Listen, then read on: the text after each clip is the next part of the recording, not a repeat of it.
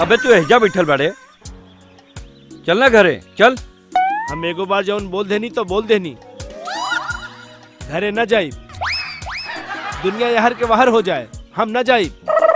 अरे चल ना, तू बच्चा लोग जैसे बात काहे करे ले। तोहरा के हम बच्चा देखा तानी, भैया के पागल देखा तानी और भौजी के बेरोजगार। हम घरे न जाई। हम का हई केहू के पता बा, केहू पुछलस। अरे हमार कहे का मतलब ये ना रहे।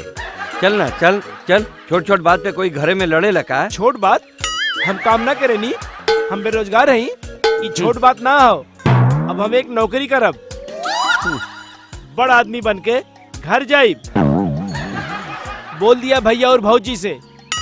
अरे हमार बात सुन यार, चल घर चल, जल्दी चल। तू घरे न जेबे तो तू रहबे कहवा, खइबे का? सड़क पे रह ले, भीख मांग के खा ले।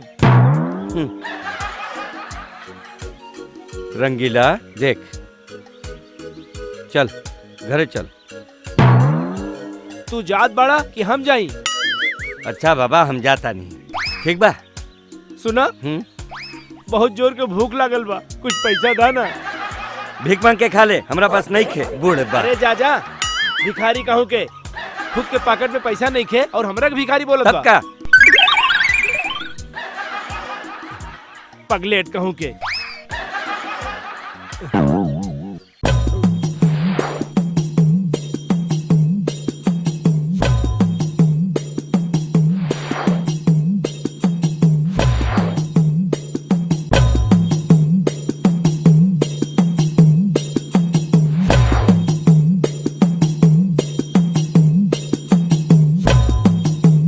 बेटा हे रुकी, ये का हो? पैसा बा? वो तो हमरा के भी दिखात बा, हम आना दिखा तनी का समझे तालू हमरा के? भिखारी।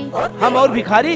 रोड पे खड़ा होके बड़बड़ा तरह भगवान ई करी है, भगवान ऊ करी है, का समझी तो के? रोड पे बैठल है तुम भिखारी है? और का इंजीनियर बाड़ा कि रोड पे बैठ के सर्वे करा तारा कि रोड कैसे बनाई, रोड मोटा बनाई कि रोड लंबा बनाई कि नाटा बनाई? अरे यार, जैसन मनबा वैसन बनावा। तारा के पता नहीं खे कि हम के बानी। अच्छा बतावा, तू के हवा? हम अमीर चंद, राय चंद, अखरोट चंद, ग्राम श्यामपुर के हम इकलौता पोता हैं। करोड़पति के बेटा हवा तो ऐजा बैठ के का करत तारा? हम बता न सकेली। क्या शर्म आवता? रोड पे बैठ के भीख मांगत तारा?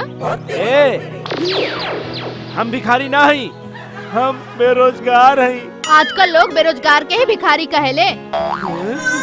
डोंट वरी, हमरा पास नौकरी बा, हमरा पास काम करबा? हाँ सच, तोहरा पास नौकरी बा? हाँ। आप तो देवी हैं। हाँ? अनिहारे के टार्च के रोशनी हो, रेगिस्तान के बारिश हो। हाँ? हमारे डूबत नैया के खेवैया हो। बस बस बस बस, काम का बा वो तो जान ला। अरे मैडम, काम तो काम होला, छोट बड़ थोड़ी ना होला। आप काम बताई, हम फटाफट कर डालब। हमार बच्चा के साथे खेले के बा। का बोलू? मंजूर बा?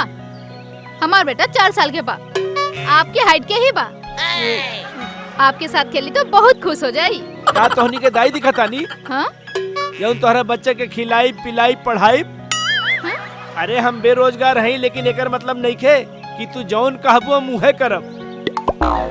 अरे तोहनी जैसन लोग बेरोजगार के मजाक उड़ावेला। काम दा तो काम ना करेलन, काम चोर कही के और कहलन बेरोजगार बानी।